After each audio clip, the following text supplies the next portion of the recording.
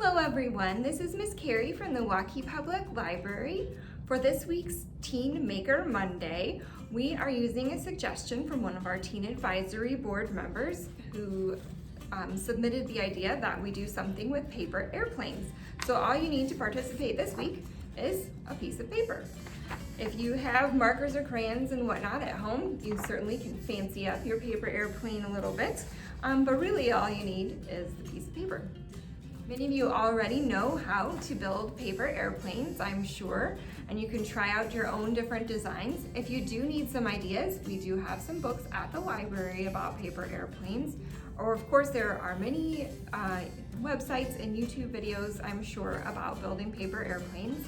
One website that we have tried at the library and that we really liked is foldandfly.com, and from that website I have already put together a stealth glider and a sprinter airplane, and I trust that you can read and follow directions to build your own paper airplane craft.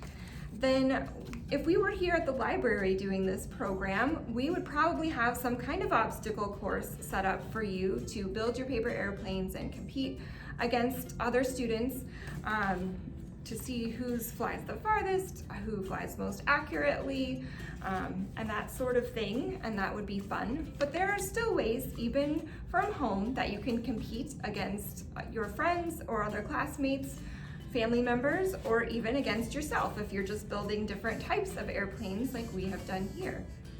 To compete from afar, what you will need to do is measure out the same amount of spaces and mark it somehow along the floor or the ground if you are outside.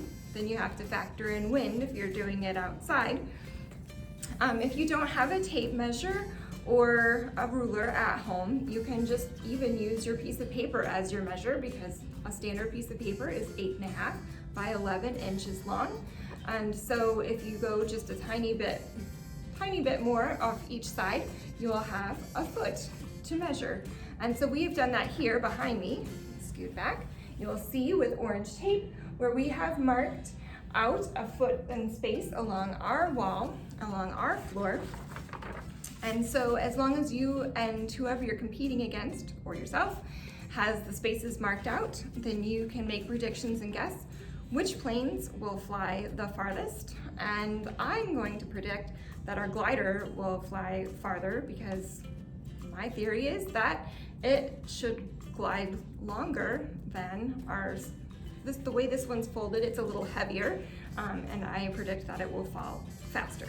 So we'll see if we're right, and then you can enjoy having your own competition at home. All right, here we go.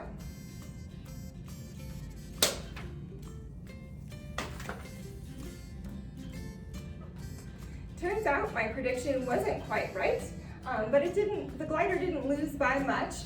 So maybe I'll try it again with different takeoff methods or something like that. And I hope you have fun constructing your own paper airplanes at home.